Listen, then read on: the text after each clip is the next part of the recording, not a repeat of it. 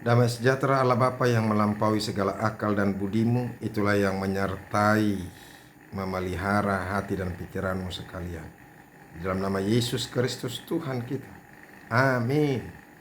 Shalom Bapak Ibu Saudara-saudaraku yang dikasihi Yesus Kristus. Selamat bertemu kembali pada hari ini. Semoga Tuhan memberkati kita dalam keadaan sehat dan terus bersukacita. Sekalipun kita tetap dalam pergumulan, di tengah-tengah banyak hal-hal yang susah, tapi penyertaan Tuhan akan meneguhkan kita, menguatkan kita, memampukan kita untuk menjalani kehidupan kita ini. Amin. Firman Tuhan yang menjadi renungan bagi kita hari ini yaitu yang terambil dari Amsal pasal yang kelima, ayat yang pertama. Dikatakan demikian: Hai anakku, perhatikanlah hikmatku, arahkanlah telingamu kepada kepandaian yang kuajarkan. Demikianlah firman Tuhan. Bapak Ibu Saudara-saudaraku yang dikasihi Yesus Kristus, firman Tuhan ini adalah nasihat bagi anak dari orang tua supaya anak-anaknya berhikmat, memiliki kepandaian. Saudara-saudara, bagi Amsal Salomo dan juga bagi orang-orang Yahudi, orang-orang yang jatuh ke dalam dunia dosa, seksual, uang, dan banyak hal di dalamnya, ya, itu adalah orang-orang yang disamakan seperti orang yang bodoh. Orang yang tidak bisa melepaskan dirinya dari ketergantungan atau kuasa daripada perjinahan dan kuasa daripada dosa dan uang, itu dianggap bahwa dia itu adalah tinggal dalam kebodohan. Artinya buat Tuhan sendiri, orang yang tidak mampu menguasai diri adalah orang yang bodoh. Orang yang tidak memiliki hikmat. Dan hari ini dikatakan saudara-saudara, ternyata nasihat orang tua itu adalah hikmat dan kepandaian.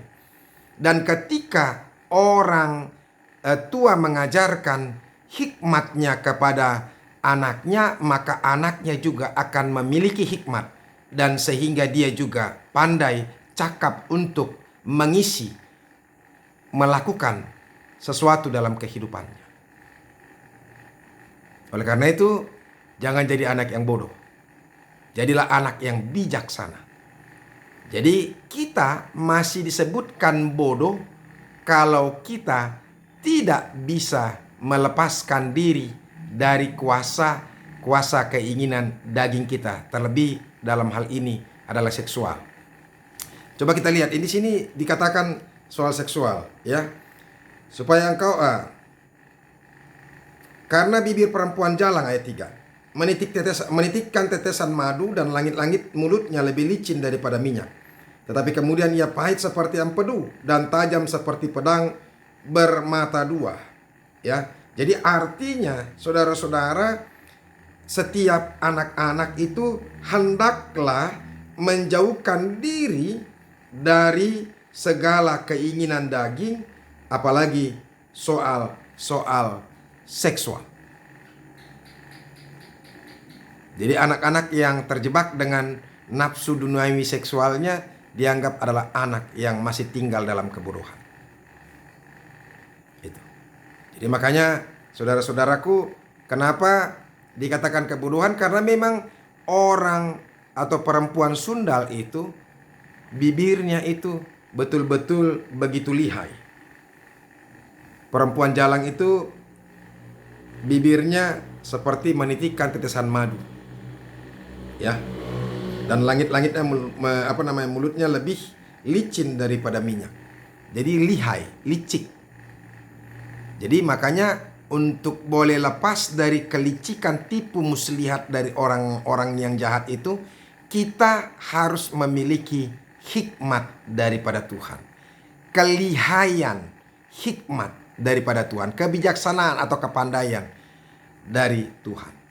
Makanya saudara-saudara, tugas orang tua yang pertama sekali dulu yang perlu kita nyatakan di sini, bahwa orang tua harus memiliki hikmat dari Tuhan. Dan bagaimana caranya memiliki hikmat dari Tuhan? Makanya orang tua harus memiliki roh Allah tinggal dalamnya.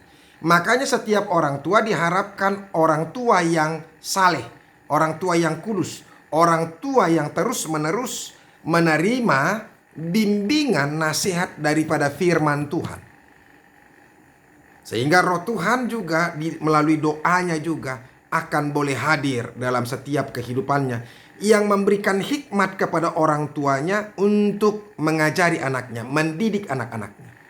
Saudara-saudara, pada saat ini ada begitu banyak orang tua yang pusing, gak mengerti, gak tahu lagi, sudah mentok untuk mendidik anak-anaknya. Tahu kenapa? Karena dia tidak memiliki hikmat yang dari roh Allah itu sendiri. Makanya ketika kita tinggal dalam roh Allah, maka kita akan dimampukan untuk memberikan nasihat kepada orang lain, termasuk kepada anak-anak kita. Itu. Jadi yang pertama orang tuanya dulu. Orang tuanya harus memiliki hikmat daripada Tuhan, roh Allah itu sendiri. Karena roh Allah itu adalah hikmat. Allah itu sendiri adalah hikmat. Dan Yesus Kristus itu adalah hikmat. Itu yang dikatakan oleh Rasul Paulus kepada kita. Rasul, salib itu adalah hikmat itu sendiri.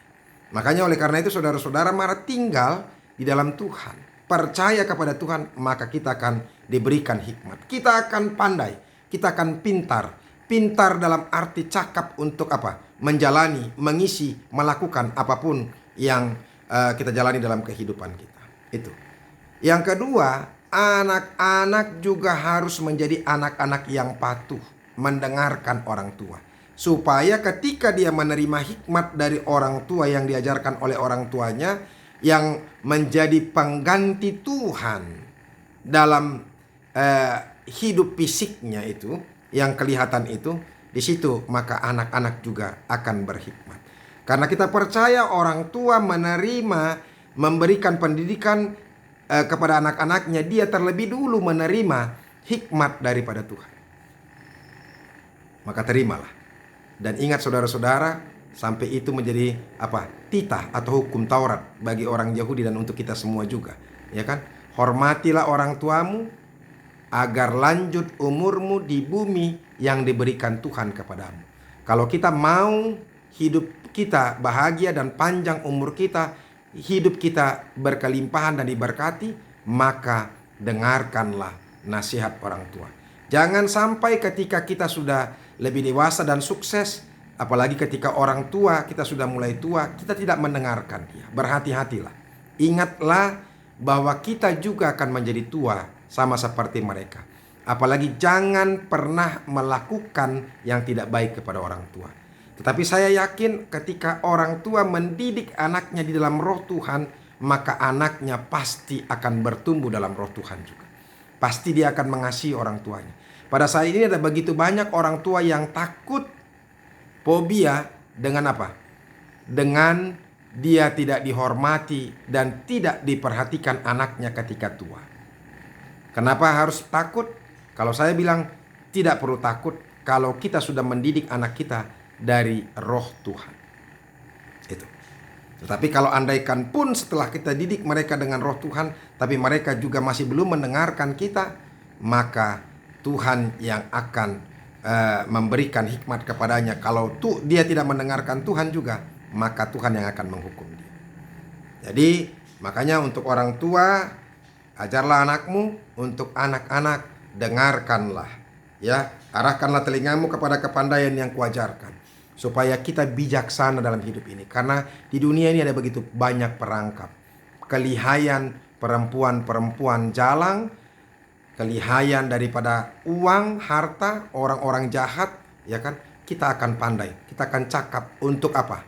Kita boleh bijaksana menghadapi mereka, untuk bisa kita keluar dari jebakan demi jebakan mereka. Semoga firman Tuhan ini betul-betul sungguh-sungguh mengingatkan kita sebagai orang tua dan juga anak-anak untuk mendengarkan orang tuanya. Mari kita berdoa untuk orang tua dan anak-anak kita juga. Semoga firman Tuhan ini semakin memberkati kita dan meneguhkan kita. Jadilah berhikmat dari Tuhan. Amin.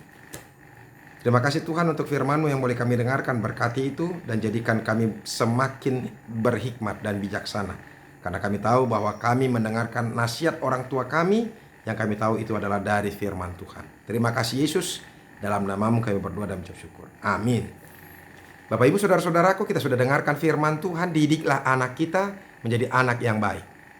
Dan kita juga belajar, terus-menerus belajar dari firman Tuhan supaya kita dimampukan untuk mendidik anak-anak kita. Semoga kita diberkati dengan firman Tuhan hari ini. Sampai ketemu besok. Tuhan Yesus memberkati. Salam.